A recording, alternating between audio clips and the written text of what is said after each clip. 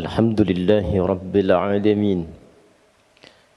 الحمد لله الذي فرض الجمعة للمؤمنين لنكون من الذاكرين، والصلاة والسلام على رسول الله الذي أرسل رحمة للعالمين، نبينا وسيدنا محمد وعلى آله وصحبه وذرياته وأمته إلى يوم الدين. أما بعد، فيا عباد الله، أحباب الله وأحباب رسوله صلى الله عليه وسلم، أوصي نفسي وإياكم بتقوى الله فقد فاز المتقون، فلا تموتن إلا وأنتم مسلمون. فقال تعالى: يا أيها الذين آمنوا اتقوا الله حق تقاته ولا تموتن إلا وأنتم مسلمون. Hadirin jamaah Jumat rahimani wa rahimakumullah. Kita mengawali khutbah Jumat ini dengan bersyukur pada Allah Subhanahu wa taala. Alhamdulillah, kita masih diperkenankan sampai dengan detik ini untuk beriman dan membuktikan keberimanan kita kepada Allah dengan menunaikan ibadah Jumat berjamaah. Semoga Jumat ini dijadikan oleh Allah Subhanahu wa taala sebagai Jumat terbaik di antara sekian Jumat yang telah kita tunaikan. Hadirin, seperti diketahui bahwa khutbah Jumat itu dipandang sah berlangsung jika setidaknya memenuhi 5 rukun yang pokok. Ada satu bagian yang diperdebatkan di kalangan ulama, namun ulama sepakat dengan 5 pilar, 5 rukun yang pokok ini. Pertama adalah hamdalah, memuji Allah Subhanahu wa taala dengan mengawali khutbah. Kedua adalah salawat, bersalawat pada Rasulullah sallallahu alaihi wasallam. Yang ketiga adalah wasiat, mengingatkan jamaah untuk meningkatkan takwa kepada Allah Subhanahu wa taala. Yang keempat adalah penyampaian setidaknya ayat-ayat Al-Quran atau bagian dari hadis Nabi Muhammad sallallahu alaihi wasallam. Dan yang kelima pada khutbah yang kedua ditutup dengan doa. Hadirin, 5 rangkaian rukun atau pilar yang menentukan sahnya khutbah Jumat itu bukan sekedar menjadi bagian formalitas, tapi ada hikmah, ada rahasia yang terkandung di dalamnya, sehingga setiap pekan kita diingatkan oleh 5 pilar ini. Dan 5 inilah yang akan menentukan perjalanan kehidupan kita setiap pekan. Bagaimana pekan-pekan itu dilalui dengan nikmat, dengan bahagia, lebih dekat dengan Allah, lebih dekat dengan potensi kesuksesan yang mungkin kita raih. Inilah 5 pesan yang sering kali diungkapkan dalam khutbah Jumat dan diulang-ulang setiap kita datang untuk menunaikannya. Hadirin, di pertemuan ini kita akan mendalami, mengelaborasi rukun yang pertama, pilar yang pertama, yaitu hamdalah.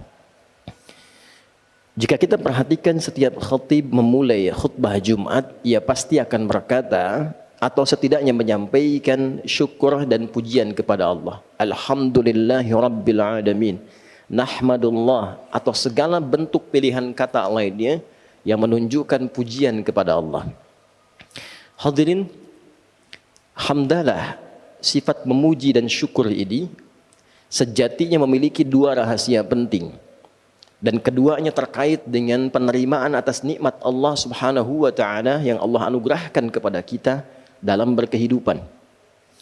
Hamdalah sebagai ungkapan ekspresi syukur kita kepada Allah atas nikmat yang diberikan oleh Allah kepada kita, memberikan karunia yang pertama adalah membangun sifat qanaah. Qanaah, menerima dengan baik semua apa yang Allah anugerahkan. Dan dengan sifat penerimaan itu muncullah rasa syukur. Dan dengan syukur itu yang paling menarik, ia selalu bersikap positif atas semua nikmat yang diterima tanpa harus menyoal dan memikirkan apa yang tidak ia dapatkan sampai detik itu.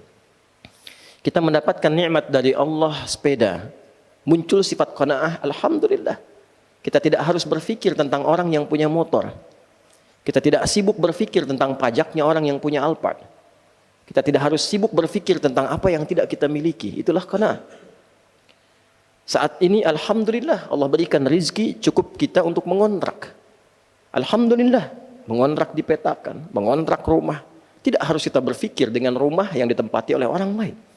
Di qanaah itu membangun sifat menerima yang melahirkan kepuasan. Alhamdulillah, terima kasih ya Allah. Engkau berikan sejatinya padaku nikmat sampai detik ini yang tidak engkau titipkan kepada hamba-hambamu yang lain. Itulah qanaah. Alhamdulillah, selama sepekan cobalah hitung berapa banyak nikmat yang Allah berikan kepada kita. Nikmat sehat, nikmat bahagia, nikmat bercengkrama. Sehingga kadang kita lupa dalam sepekan untuk mengatakan fabi ayyi ala'i rabbikuma tukadziban. Sikap inilah yang kelak akan membentengi kita dari perilaku-perilaku negatif yang mungkin muncul. Karena lawan dari qanaah itu istighna, ingin merasa lebih. Ketika seseorang ingin merasa lebih, maka tertambahlah beban hidupnya dan terbukalah potensi bagi dirinya untuk menyimpang. Kalla innal insana la yatgha ar-ra'ahu istaghna. Sekali-kali jangan pernah lakukan, kata Allah. Manusia itu akan mulai berpotensi menyimpang jika ia ingin merasa lebih. Sudah diberikan oleh Allah sepeda, ingin motor. Tentu beban diri kita, tentu pekerjaan kita, beban pikiran kita akan meningkat. Bagaimana supaya bisa mendapatkan apa yang diharapkan itu? Padahal sepeda pun belum tentu digunakan pada hal-hal yang sesungguhnya menjadi asas kebutuhan kita. Allah anugerahkan kontrakan, alhamdulillah. Tidak banyak berpikir. Tidak banyak berpikir tentang pengelolaan, tidak banyak berpikir tentang pajak, tidak banyak berpikir tentang macam-macam. Allah anugerahkan kebahagiaan di dalamnya. Ketika ingin lebih, maka artinya kita memacu beban pikiran kita, kita memacu beban pekerjaan kita, sehingga berpotensi meningkatkan beban yang sebelumnya tidak didapatkan. Apakah meningkatkan diri untuk meraih nikmat lebih itu dilarang? Tidak. Tidak. Meningkatkan kemampuan diri untuk mendapatkan nikmat itu wajib dilakukan. Namun demikian, sifat menerima nikmat yang Allah anugerahkan itu wajib kita lakukan. Jadi berbeda antara istighna, ingin merasa lebih, dengan meningkatkan istiqdar, meningkatkan kemampuan kita untuk mendapatkan lebih. Itu berbeda. Yang dilarang itu sikap tidak menerima atas apa yang Allah titipkan, apa yang Allah anugerahkan kepada kita. Lantas dengan sikap itulah kemudian ia membuka potensi berbuat maksiat yang menyimpang dari jalur-jalur kebenaran. Bukankah orang yang korupsi itu karena ingin merasa lebih? Bukankah orang-orang yang ingin tampil gaya itu cenderung menampilkan maksiat dalam kehidupan dia? Nah, ini yang dilarang dalam Islam. Ini yang diingatkan dalam setiap pekan. Boleh kita meningkatkan kemampuan diri, tapi terima apa yang Allah anugerahkan kepada kita sebagai titipan yang kelak akan ditanya saat kita berpulang. Perhatikan kalimat Qur'annya. Kalla innal insana la yatgha ar-ra'ahu istaghna. Setelah itu Allah tegaskan, inna ila rabbika ruj'a. Engkau berharap ingin menambah-nambah di luar batas penerimaan yang aku anugerahkan, lantas memicu kerja keras pada dirimu, berpikir, tidur sulit, banyak sakitnya, padahal engkau merasa satu saat kau pasti akan pulang. Kau pasti akan meninggal. Silahkan tingkatkan kemampuan dirimu, bersamaan dengan itu terima nikmat yang aku anugerahkan kepadamu. Qanaah kita hadirkan dalam saat yang bersamaan istiqdar, memompak kemampuan kita lebih untuk mendapatkan anugerah yang Allah bentangkan. Itu yang kemudian kita tampilkan dalam berkehidupan. Belajar tetap, jangan disalahpahami, sudah qanaah saja dengan kemampuan sekarang. Tidak, baca buku lagi, belajar lagi, tingkatkan lagi. Tingkatkan etos kerja lagi, dengan sendirinya nikmat akan datang. Itu hukumnya. Innallaha la yughayyiru ma biqaumin hatta yughayyiru ma bi anfusihim. Allah tidak akan merubah keadaan diri kita sebelum kita menunjukkan tentang fitrah keadilan Allah untuk berusaha merubah diri kita. Allah membuat sebuah hukum, orang yang bisa meningkatkan keadaan dirinya, maka dibuka oleh Allah pintu-pintu kebaikan lebih daripada sebelumnya.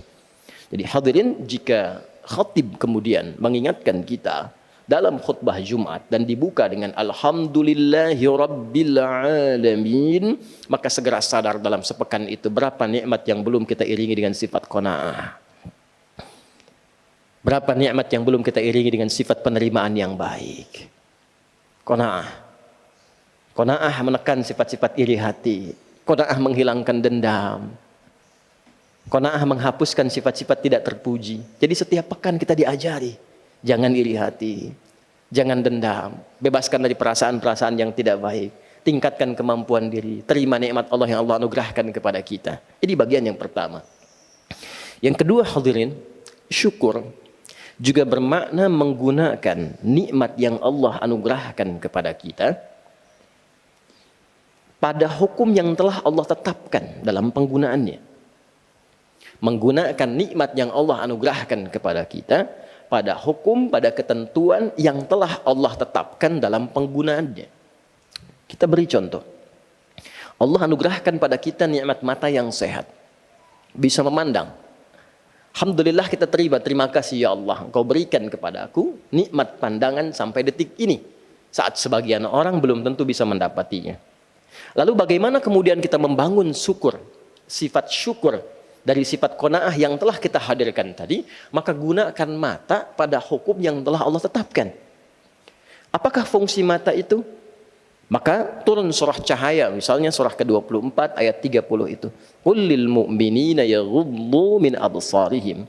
Muhammad sallallahu alaihi wasallam perintahkan, sampaikan pada hamba-hambaku yang beriman, umatmu yang beriman, gunakan mata itu untuk memandang yang baik saja. Bila yang tak baik itu kemudian berpotensi terpandang, alihkan pandanganmu dari objek pandangan itu. Jadi mensyukuri nikmat mata, menggunakan mata untuk memandang yang baik-baik menurut aturan Allah dan Rasulnya. Tak baik palingkan, itulah syukur. Mensyukuri nikmat lisan, menggunakan lisan pada yang baik-baik yang Allah perintahkan. Ya ayyuhalladzina amanu la yasraq qaumin qaum, jangan gunakan untuk mencela. La yaghtab ba'dukum ba'dha, jangan gunakan untuk saling memaki, saling mengumpat, saling gibah. Man kana yu'minu billahi wal yaumil akhir falyaqul khairan aw liyasmut. Siapa yang merasa beriman pada Allah dan hari akhir, gunakan lisannya pada yang baik-baik saja, berkata yang baik, tak mampu dia diam. Nah, itulah mensyukuri nikmat lisan sampai ke ujung kaki. Jadi kita jangan bicara dulu mensyukuri nikmat sepeda, nikmat motor, nikmat pakaian, nikmat harta. Ini dari ujung kepala sampai ujung kaki selama sepekan ini sudah disyukuri atau belum? Jangan-jangan datang Jumatan lisannya baru digunakan untuk mencaci orang lain. Datang Jumatan telinganya baru digunakan untuk mendengar perbuatan maksiat. Datang Jumatan fikirannya malah menerawang. Bahkan dalam saat khutbah Jumat digunakan pada hal-hal yang berbau maksiat. Itu belum syukur namanya. Karena itulah ketika khatib mengatakan Alhamdulillahi Rabbil Alamin. Ingat semua nikmat yang Allah anugerahkan pada kita. Nikmat kesehatan, udara, keluarga dan seterusnya. Lalu setelah itu gunakan semua nikmat ini dan evaluasi pada semua ketentuan yang Allah tetapkan. Lihat nikmat ada orang tua, sudah didoakan atau belum? Orang tua dekat dengan Allah atau tidak? Sudah sholat atau belum? Ada anak-anak sudah bisa baca Quran atau belum? Dekat dengan Allah atau tidak? Jangan kita berharap sekeluarga masuk surga, sementara anak pun sholat tak mampu. Orang tua jauh dari Allah. Maka apa yang kita harapkan dalam kehidupan ini? Sikap yang dapat dibangun dua hal melalui sikap syukur dalam wujud ekspresi khatib Alhamdulillahirabbil alamin. Setiap pekan kita mendapatkan pesan-pesan Rabbani, terima semua nikmat, maka terbebas dari perbuatan maksiat, hilang sifat-sifat yang tidak baik. Saat bersamaan gunakan semua nikmat itu pada seluruh ketentuan yang telah Allah tetapkan, yang dengan itu mudah-mudahan kebahagiaan di dunia bisa diraih, hisab di akhirat ringan kita menjalaninya. Barakallahu li wa lakum fil Qur'anil azim wa nafa'ni wa iyyakum bima fihi minal ayati wa dzikril hakim wa taqabbala minni wa minkum tilawatahu innahu huwas samiul alim. Ud'ullaha yastajib lakum jami'an.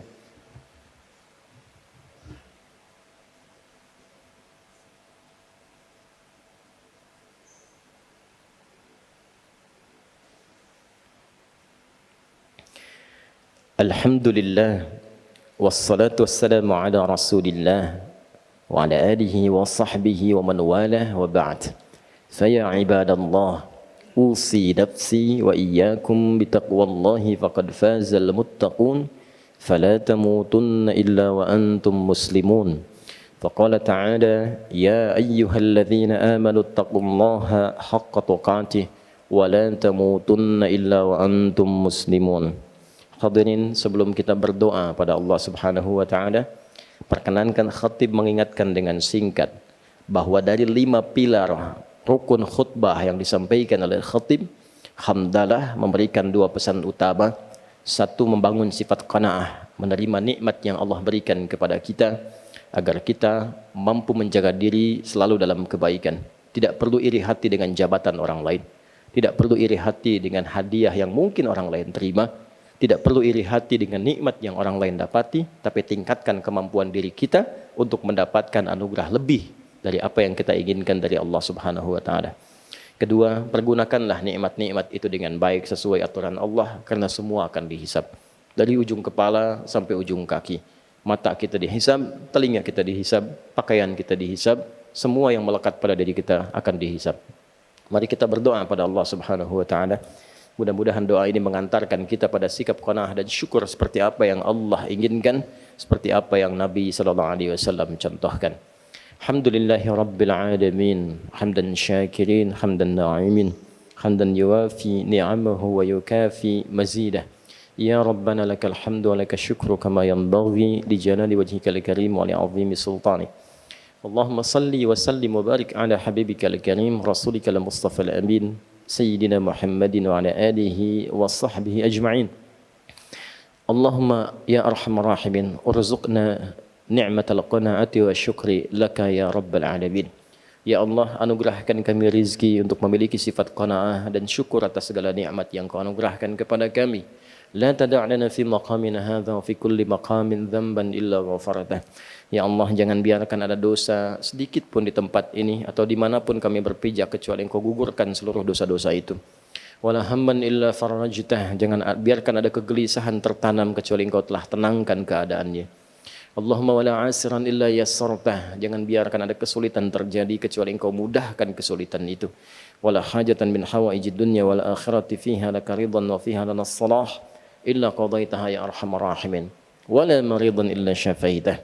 Ya Allah, bila ada hajat apapun yang tersembunyi, termasuk bila ada di antara hamba-Mu yang sakit, mohon sembuhkan penyakitnya, kabulkan seluruh hajatnya. Allahumma rabbana atina fid dunya hasanah wa fil akhirati hasanah wa qina adzabannar. Allahumma ihfadz biladana Indonesia waj'alha baldatan thayyibatan tardaha. Ya Allah, mohon jaga negeri kami Indonesia dan jadikan Indonesia negeri yang berkah yang Engkau ridai. Jaga kami ya Allah, jauhkan dari perpecahan, satukan dalam kebaikan. Dan jaga para ulama kami ya Allah, ikhlaskan mereka dalam berdakwah untuk mencerahkan umat dalam kebaikan. Allahumma bifadlika subhana rabbika rabbil izzati amma yasifun wa salamun alal mursalin wa akhiru da'wana subhanakallahumma wa bihamdika nasyhadu an la ilaha illa anta nastaghfiruka wa natubu ilaik walhamdulillahi rabbil alamin. Ibadallah, innallaha ya'muru bil 'adli wal ihsan وإيتاء ذي القربى وينهى عن الفحشاء والمنكر والبغي يعظكم لعلكم تذكرون ولذكر الله أكبر والله يعلم ما تصنعون أقيموا الصلاة يرحمكم الله.